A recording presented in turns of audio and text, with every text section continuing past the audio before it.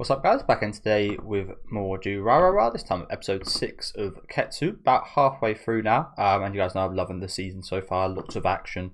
We've got Wolverine over here, Katsuragi, whatever her name is, Gujiragi, going crazy, fighting Selty after she took Shinra and the head last week. But yeah, certainly a very eventful season.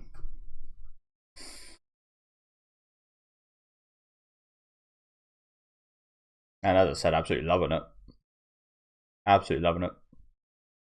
I'm really happy I decided to pick this up again. I did mention right at the start of when I started whatever the second season was called.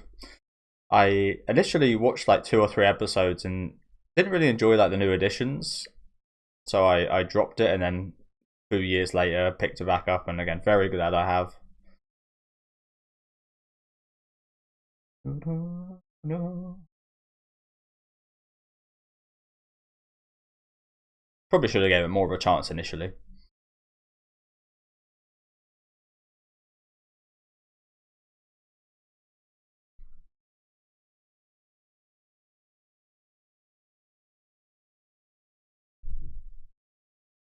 Yeah, I forgot about that. Kida's girlfriend's here.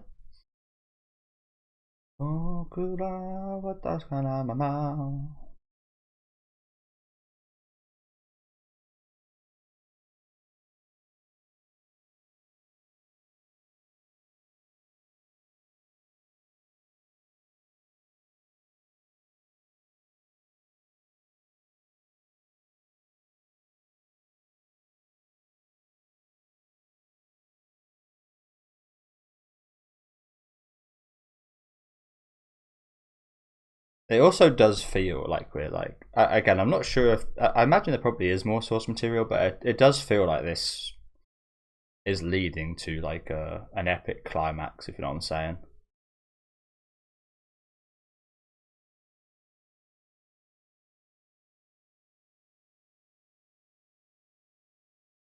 Examinary. But they were, I don't know if you could say that. Like this author, I don't think there is any main characters in his series, to be honest with you. There's no like standard. I mean, you can see it that way. You can see like Mikado is like the standard main character, but honestly, everybody's a bit of a main character. Everybody gets their focus, and this author's very unique in that regard. Same with Bacano. It's like everybody's the main character. The cast is the main character.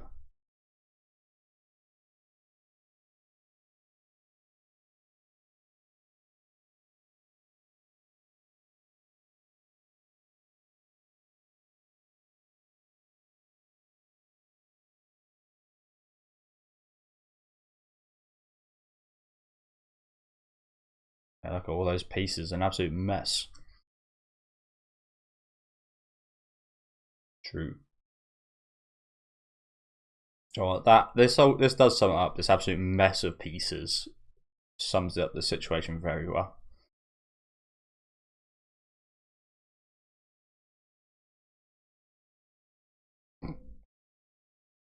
Yeah, good. Not good. That's going to do telling them that.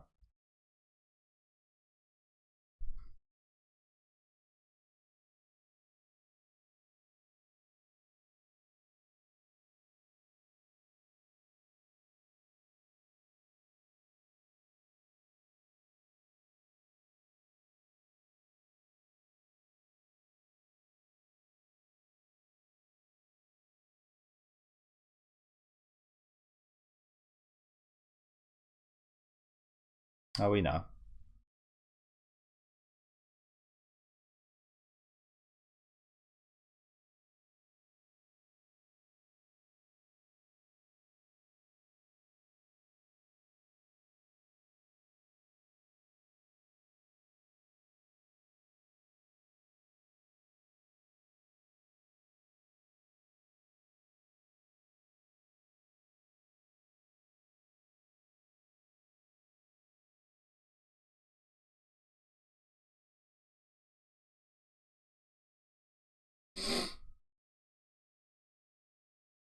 Gonna burn him.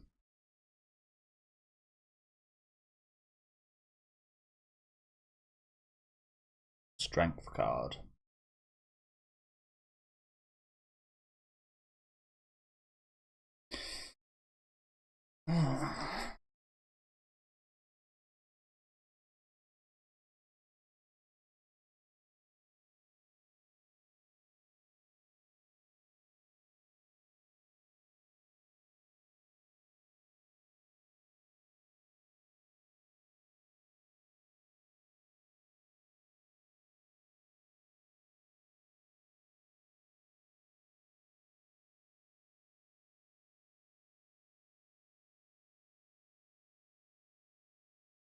I mean, we haven't seen an awful lot of this girl, have we? Like, we saw her in season 1, of course, in the hospital and so on, but other than that whole situation with Zaya and such, we don't actually know that much about her. She does seem really nice, though.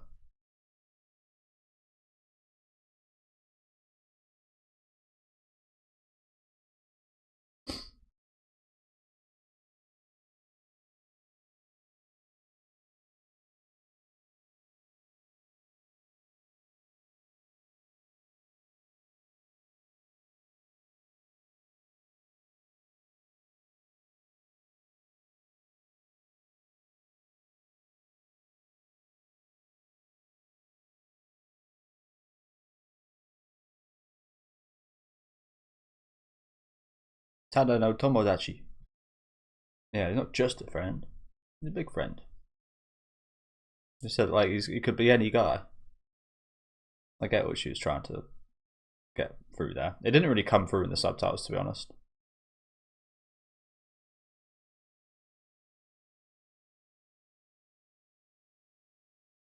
That's the more interesting question, isn't it?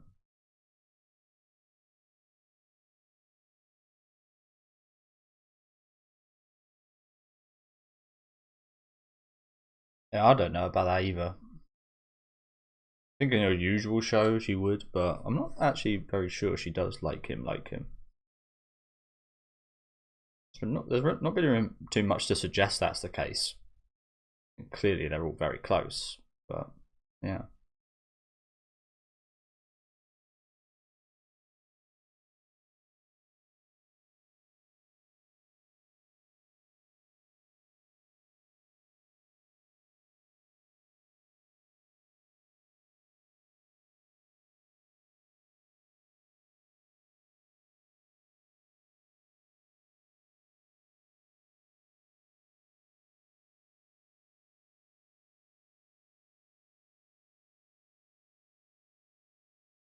How can we avoid this then, genius? Tell us.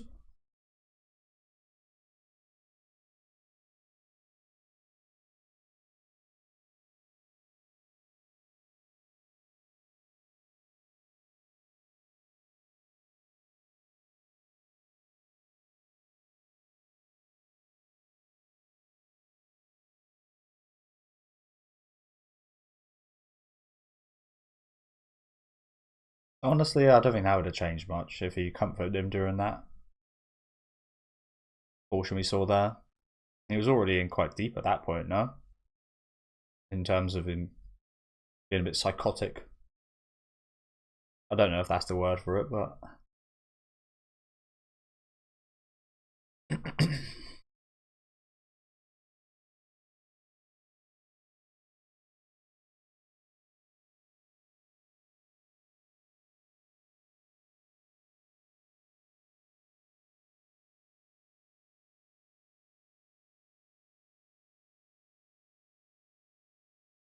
so that is interesting, isn't it? So he reckons he's doing all this to make up for the whole incident in season 1 where with the is it incursion? The uprising of, what was it, the yellow scarves in I've got the full details, but I can't remember if it was the blue scarves, the blue squares, the yellow scarves, that whole kind of, yeah, it was that. The blue scarves like invaded the blue squares. God, I messed this up. The blue squares invaded the yellow scarves, and that whole debacle that happened at the end of season 1. So they think that a big portion of this is to make sure nothing like that ever happens again, and to kind of erase any kind of history of that, and Mikado kind of making up for that whole situation and kind of helping Kida out in a very roundabout way.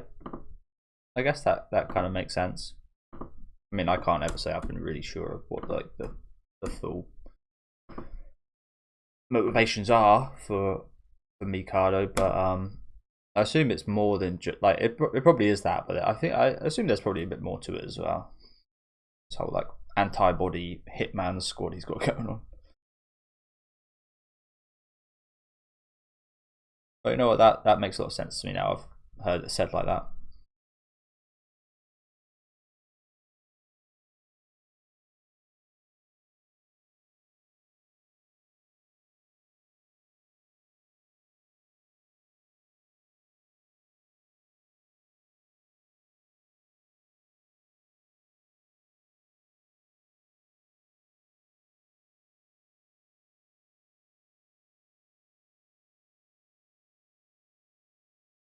I bet you do.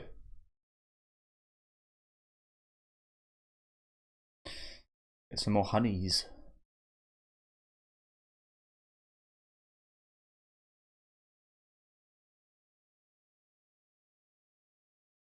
We're best of friends.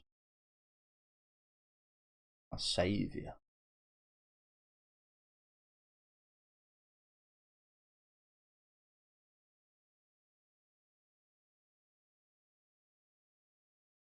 No, do you need to?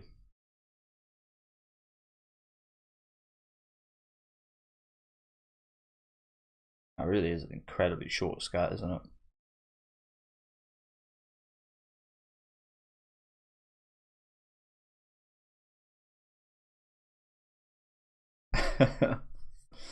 Neko.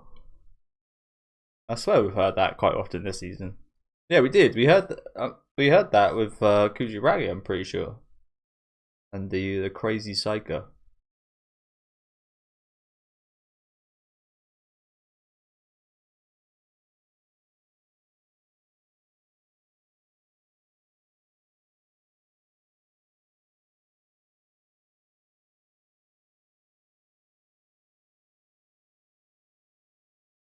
Yeah, who says parasites can't fall in love?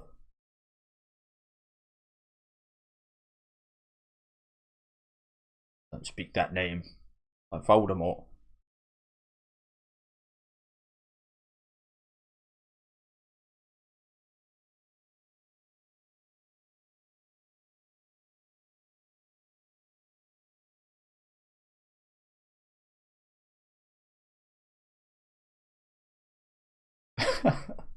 What do you mean by that exactly?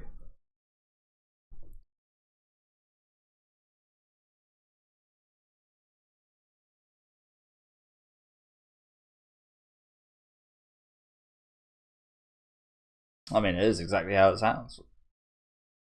Again, we still don't know like the full details of that whole scenario, but yeah, we did know that she was asked to love him and such.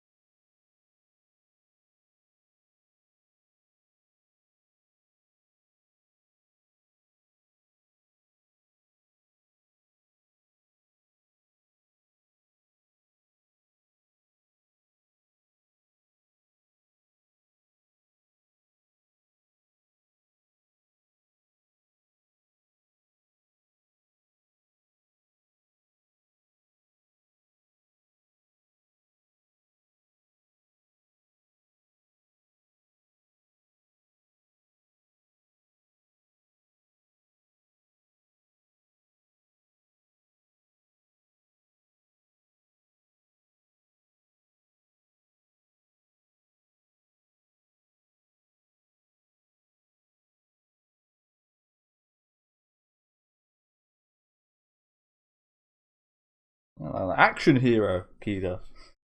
A shonen hero.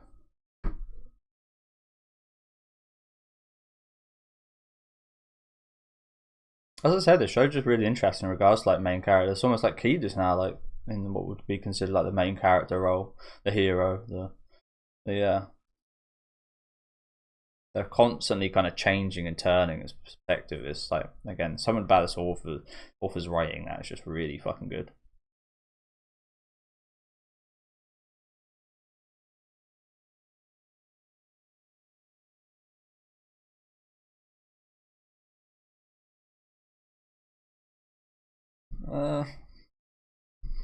I feel like you won that, but from what we saw, but yeah, like he would have won it.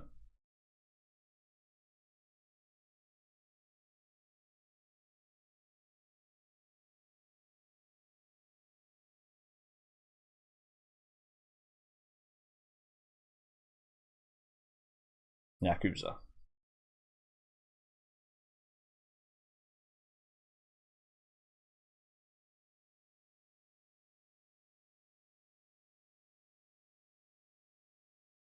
Old man. Is it the old man? The old man character, is that what we call him? Old man. He's like 20, right? To be fair, I'm not actually sure. He is very mature, to be fair. He does have an air of like cool, calm. The old man vibe, I guess, yeah. Actually, yeah. I've been swayed. I've been swayed in the span of 10 seconds. Old man character is.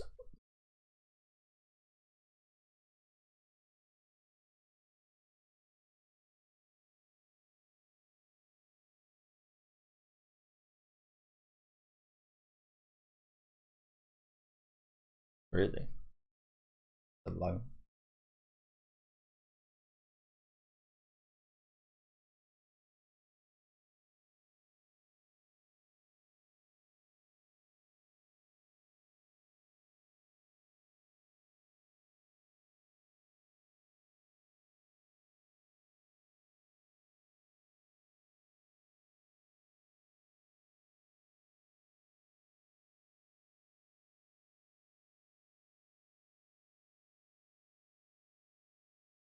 Yeah, that guy looks so out of Haikyuu. It's ridiculous.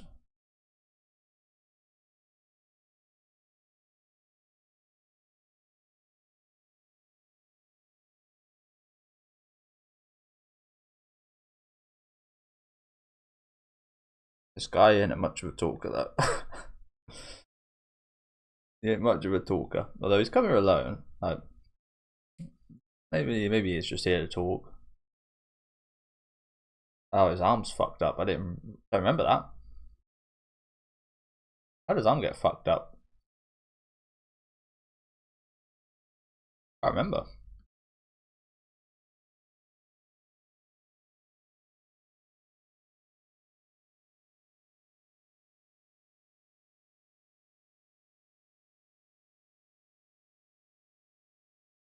Ow. Ow does mean blue, doesn't it? Bah. Ow, bah.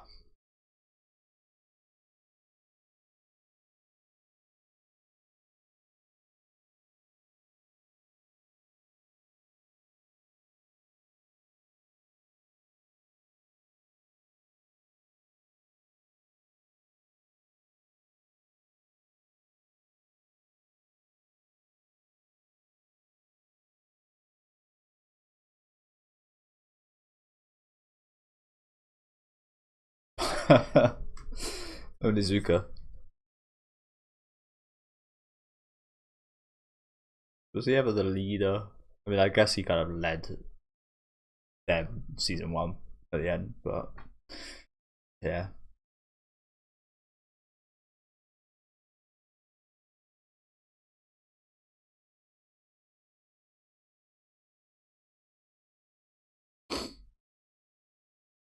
No, I think that makes sense. You have powerful friends, it kind of makes you powerful.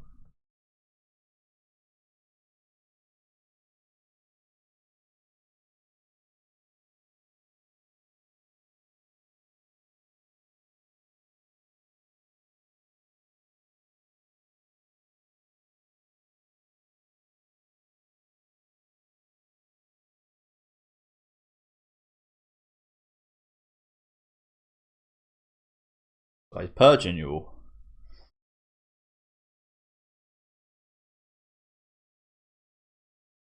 formal request.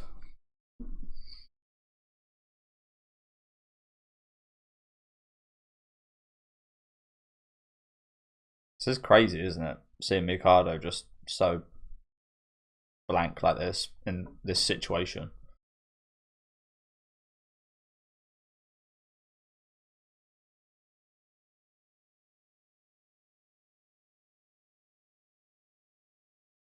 There's this hammer in there. There's fucking hammer in there.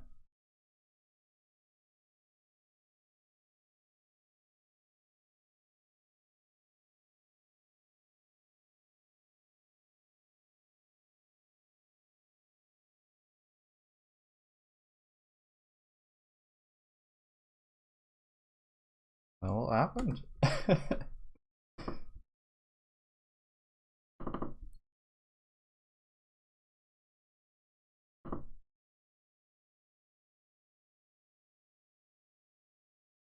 Oh yeah, I'm not sure if it's just the craziness of Mikado or he's actually like. I think it's just the craziness. He just sat there just blank in a situation. But what happened here?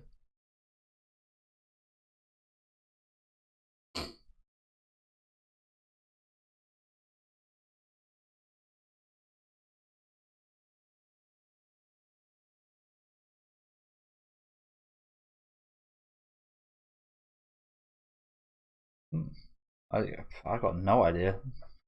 I'm not even. I don't even think it's worth me thinking about it. Something metallic sounding right there. Yeah, I got no idea. Weird though. Weird end to that. It was like pretty normal the whole way through. Then just ends like that. Yeah. I got no idea what to make of that. Guess we'll just have to wait and see.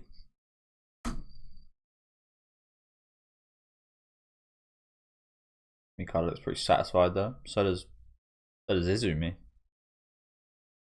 Rely on something other than numbers, hey?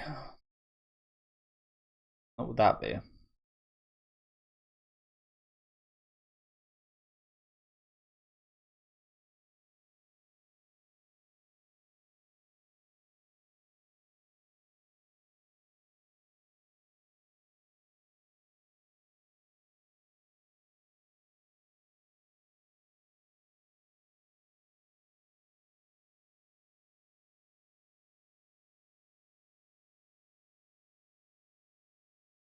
Ah, look at you, like a little baby dog, like a little cat, a little wimp.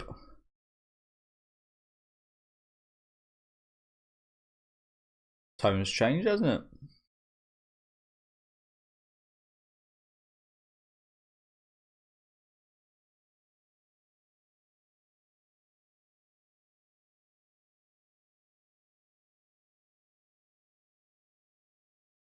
Was it?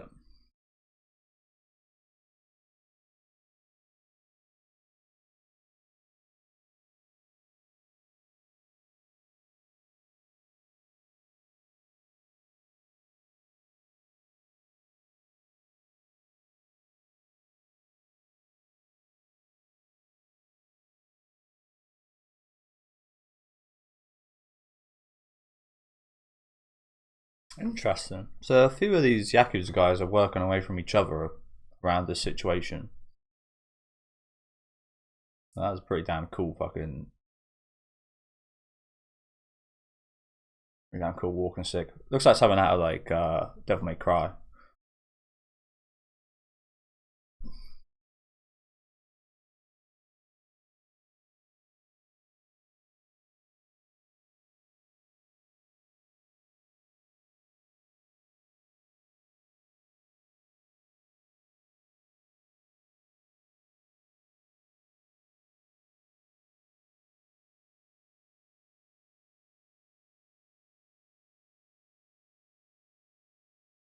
Damn brat. That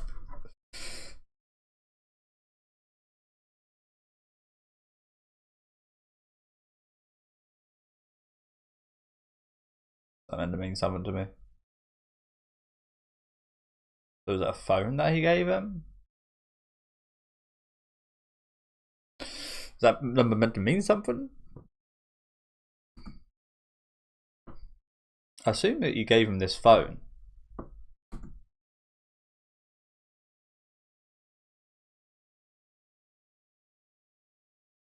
Fuck knows, man. But clearly, the again, the other side of another side of the Yaku is away from the scarred eye guy. Well, the guy with the crazy eye and the walking stick. They are acting separately. Okay, I got absolutely no idea what it gave them there. They very much made a really big deal out of it though, so clearly it's incredibly important. Again, it must be some kind of like big information. Maybe this phone is someone important, or like, yeah, I don't know. I'll have to see, I guess. But yeah, another good episode. Another good episode. Not quite as crazy, but you could tell they were setting up the craziness. Even more craziness this episode, weren't they? I really like the conversation between Anri and Kida's girlfriend. That was really nice. Yeah, interesting seeing that Izumi guys be so meek. Meager, whatever the word for it is.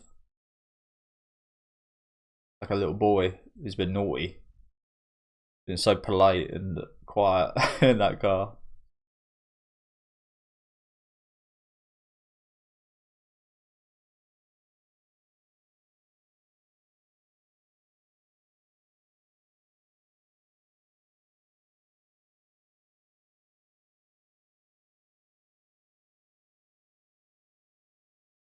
Next time, no love lost.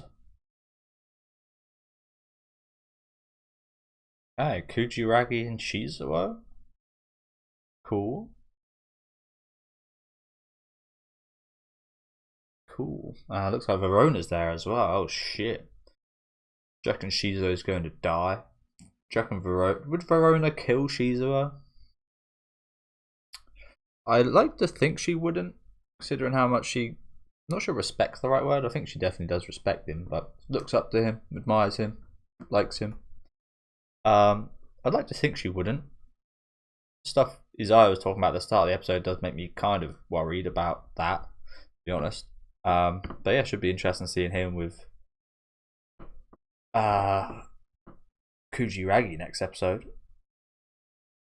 But I did actually just want to go through the cards and who they each represent, to be honest, because this. I mean, I don't know too much about these kind of tarot cards. I think they are. I mean, I played the Persona game, so that's pretty much the extent of my knowledge. So the Tower's Mikado, and there's different versions I think you can do with these cards. You can have them right side up. I know this from Yu-Gi-Oh! GX, of all things. You can have them like right side up or upside down, and they've got different meanings depending on if they're upside down or right side up. So yeah, Mikado the Tower. Strength is Shizuo. Death is probably Kujiragi. Sure though.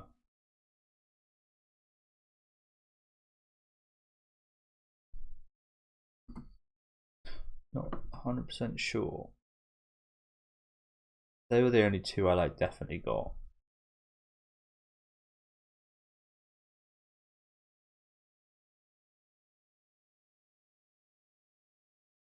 Oh, death is okay, here we go.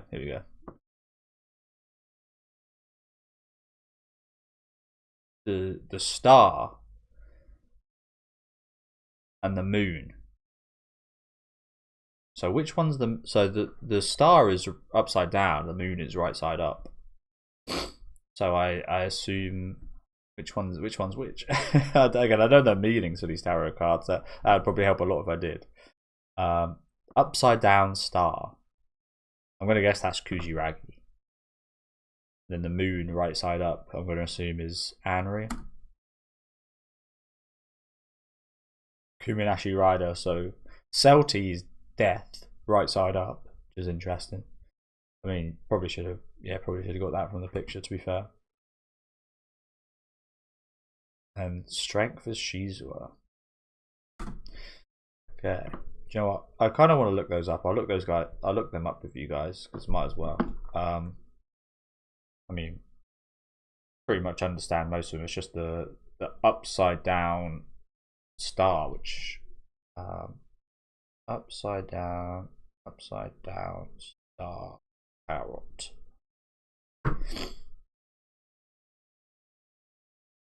Okay, oh, here we go. When the star is reversed, it means that you are feeling as though everything has turned against you. God, this is such bullshit. I will just, yeah.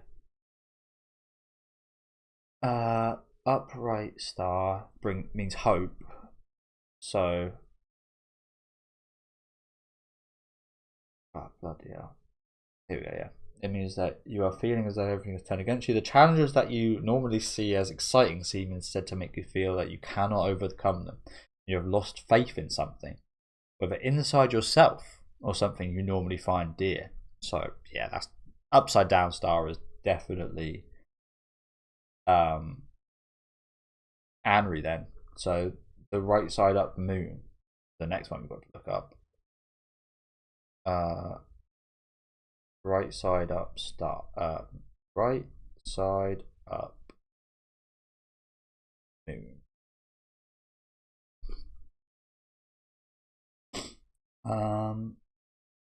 There we go. Make it symbolize imagination is taking the best of you. In the dark of the night, you are taking a path that you are unsure of. There could be a danger lurking in the depths. You are a crawfish. We do see that in the picture, to be fair. Embarking on the path in the card. The moon's light can bring you clarity and understanding. You should allow your intuition to guide you through the darkness. Very mystical. Very mystical. Okay, interesting. I mean, yeah, I guess those make sense now, don't they? But yeah, overall, like I said, a really good episode. Loved the discussion with the girls here. That was really nice. Kida and the womanizer just kind of going over things, which was a little bit handy as well. Kind of summing things up quite short and nicely. But yeah, no idea what to make of this whole end conversation. Again, it was really normal and just like expected right until the end, where it just like ended very abruptly and weirdly. So I'm looking forward to seeing what was actually given to him there. But yeah, anyway, let me know what you guys thought about this episode in the comments. Leave a like on the video if you guys did enjoy, and subscribe to the channel if you want to keep up to date. And I'll catch you guys next week with episode 7.